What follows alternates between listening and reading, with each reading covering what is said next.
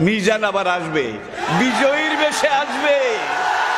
এই দেশের তাওহীদি জনতা এমন ইতিহাস সৃষ্টি করে তাকে আলিঙ্গন করবে ইনশাআল্লাহ। সেই সমাবেশই দূরে নয়। বিজয়ীর বেশে দেশে ফিরবেন মিজানুর রহমান আজহারী, এমন কথাই বলেছিলেন প্রয়াত আলেমের দ্বীন মাওলানা লুৎফুর রহমান। তার এই ভবিষ্যৎবাণীর 4 বছর পর ঠিকই বিজয়ীর বেশে দেশে ফিরলেন ইসলামী বক্তা মিজানুর রহমান আজহারী। কিন্তু তার এই প্রত্যাবর্তন দেখে যেতে পারলেন না মাওলানা লুৎফুর রহমান। 27 ডিসেম্বর শুক্রবার কক্সবাজারের পেকুয়া বৃহত্তর সাবেক গুলদি তাফসির ময়দানে অনুষ্ঠিত মাহফিলে রাত 10টার দিকে প্রধান মুফাসসির হিসেবে যোগ দেন আজহারী। এর আগে সর্বশেষ 2020 সালের জানুয়ারিতে হঠাৎ করেই সব মাহফিল স্থগিত করে দেশ ছাড়েন মিজানুর রহমান আজহারী। 2020 সালে যখন হঠাৎ করে মিজানুর রহমান আজহারী সব ধরনের মাহফিল স্থগিত করে দেশ ছাড়লেন, তখন ঠিক পরিষ্কার ছিল না কেন তিনি দেশ ছাড়ছেন। যদিও সে সময় তিনি বলেছিলেন গবেষণার কাজে মালয়েশিয়া ফিরে যাচ্ছেন, তবে দেশের বিভিন্ন গণমাধ্যমে উঠে আসে ভিন্ন কথা। বিভিন্ন সূত্র থেকে দাবি করা হয় 2020 সালের জানুয়ারি মাসে তার এক মাহফিলে 12 ভারতীয় নাগরিক ধর্মান্তরিত হয়, আর এ নিয়ে সে সময় ব্যাপক আলোচনা সৃষ্টি হয়, যার কারণে তৎকালীন আওয়ামী লীগ সরকার ও ভারত সরকারের অদৃশ্য চাপেই দেশ ছাড়তে বাধ্য হন মিজানুর রহমান আজহারী।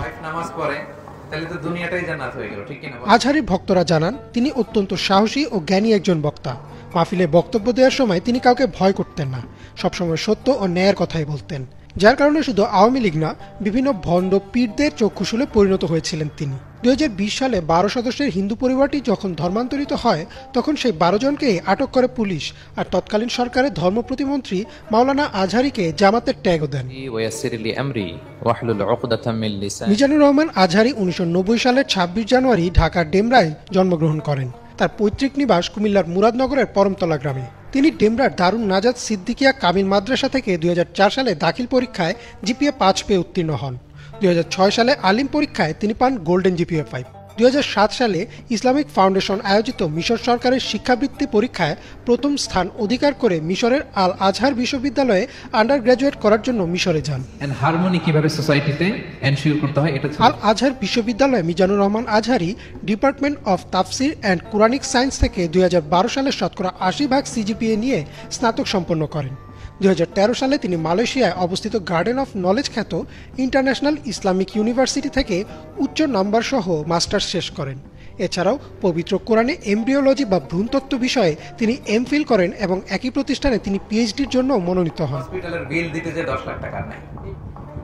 দেশে যখন তিনি বিভিন্ন মাহফিলে কথা বলতেন, তখন তার কথায় জ্ঞান বিজ্ঞান ও শিক্ষার ছাপ পাওয়া যায়, যার ফলে অল্প সময়েই তিনি বাংলাদেশের লাখো তরুণদের মনে জায়গা করে নেন একজন জ্ঞানী বক্তা হিসেবে। 2020 সালে যে কারণেই হোক, দেশ ছাড়ার 4 বছরের মাথায় দেশের রাজনৈতিক পালাবদলের পর আবারও বীরের বেশে দেশে ফিরেছেন মিজানুর রহমান আজহারী।